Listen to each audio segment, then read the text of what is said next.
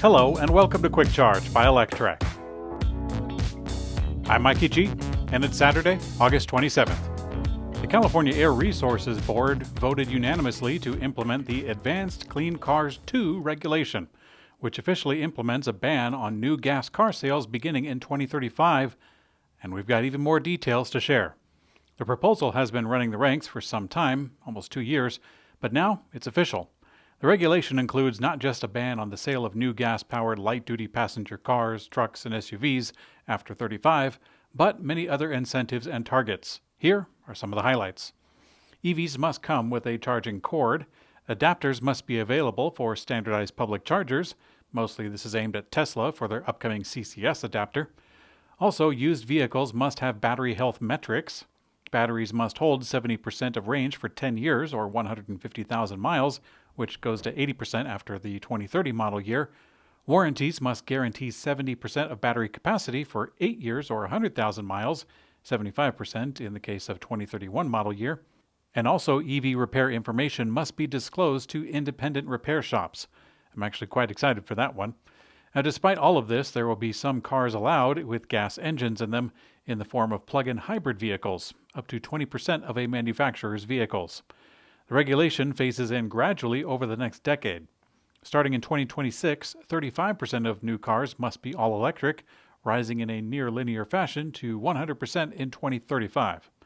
During that time, combustion engine vehicles will also be more stringently regulated by the California Low-Emission Vehicle rules. The specifics for the accounting of these metrics lie in a redesigned credit system, which the Air Resources Board is now calling values. If automakers fail to comply with the minimum number of values for a given year, a penalty of up to $20,000 per vehicle can be assessed. This isn't just news for the Golden State.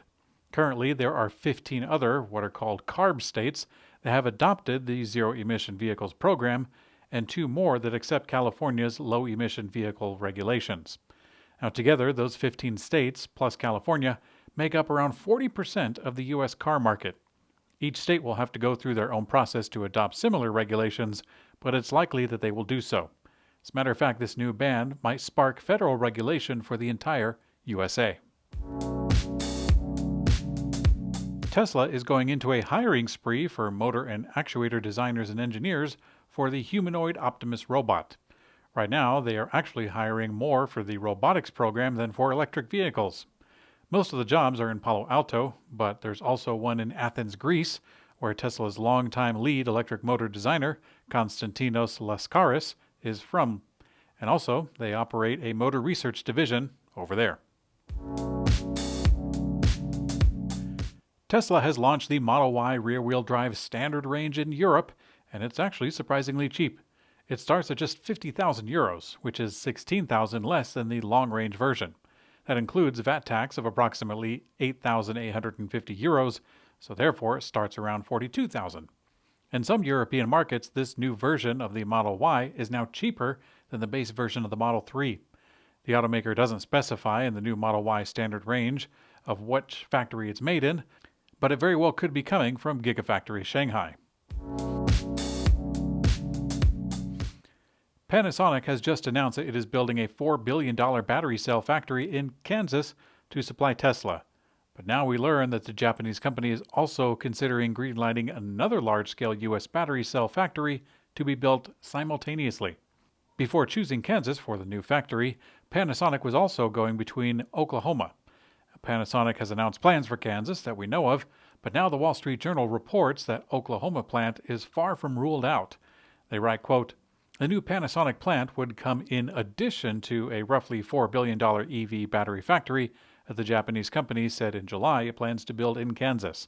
People with knowledge of Panasonic's plans describe the 2 plants as twins with similar capacity."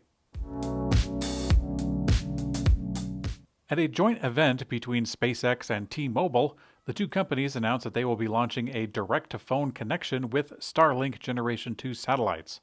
Elon Musk took to Twitter soon after to confirm that the connection will allow direct connections with Tesla vehicles. This connection will be limited at only 2 to 4 megabits per cell area, but it will be enough to allow T-Mobile customers on their phone's standard plans to send text messages or make phone calls even in the most remote areas of the globe. This won't support massive amounts of data, but it's enough to reach if other connections fail. This week, we saw the first non-employee customer deliveries of the Rivian R1S SUV. One was posted by Kyle Schultz of Rivian Stories, which is a fan site for pre-order holders and Rivian owners.